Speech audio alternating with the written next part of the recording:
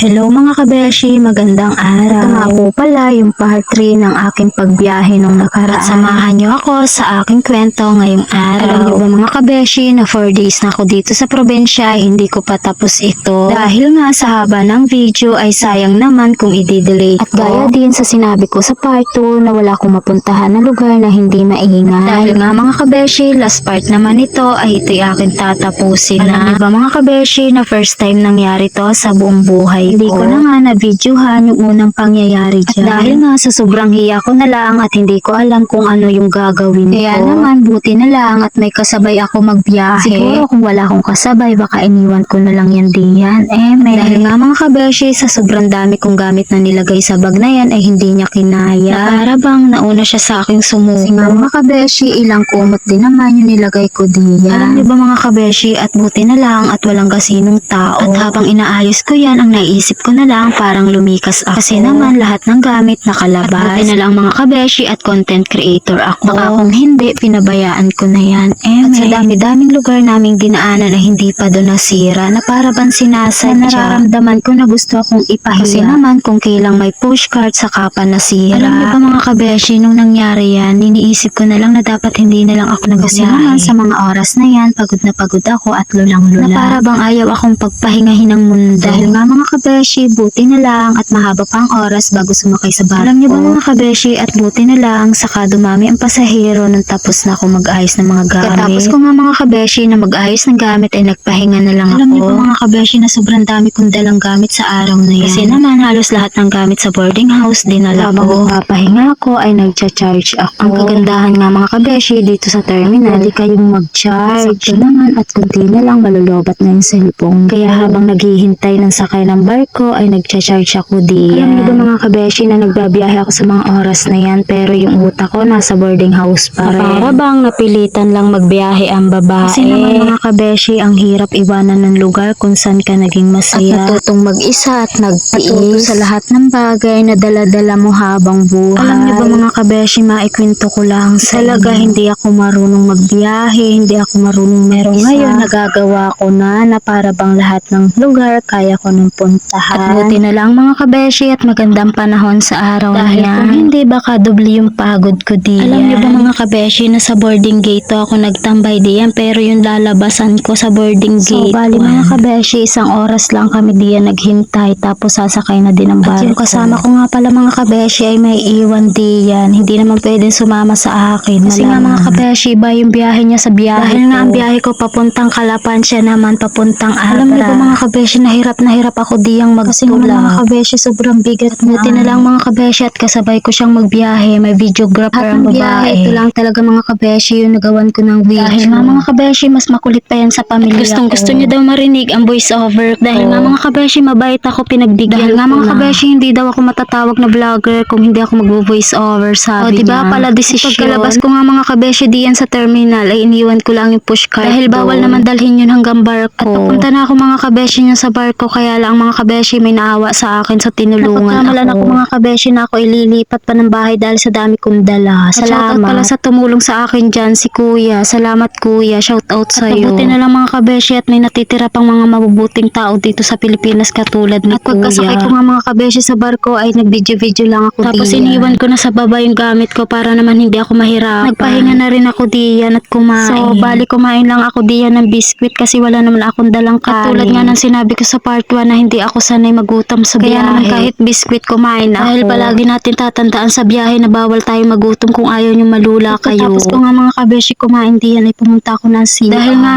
hagard na ako sa mga oras. Kasi naman mga kabeshi sobrang haba ng biyahe ko diyan mula Malvar, Batangas. Sumakay pala mga kabeshi kami diyan ay 8:30 tapos sa alis ay mag-alas 9 dahil na. Mga kabeshi mahabang buhok ko ay nadagdagan na naman yung pagod ko. Salamat. Dahil nga mga kabeshi naiinip ako diyan ay naglaro muna ako diyan. Dahil nga mga kabeshi na adik ako diyan sa paglalaro no nasa boarding house ako. Tapos ko nga mga kabeshi maglaro ay natulog muna ako. Tapos pagising ko bababa na pala ng barko. So, mga kabeshi alas 11 pala nakarating na kami diyan sa Calapan. Buti na lang at mabilis yung barko na nasakyan. Kung umabot ka dito sa video na ito ay mag-comment ka na diyan sa baba para naman ma-shoutout kita next video. At pagkababa ko nga mga kabeshi ng barko ay maghahanap pa ako ng van papuntang sa Coron. Kagandahan dito mga kabeshi ay hindi nawawalan sa sasakyan papunta sa amin. Kasi hanggang dito na lang mga kabeshi. Thank you for watching.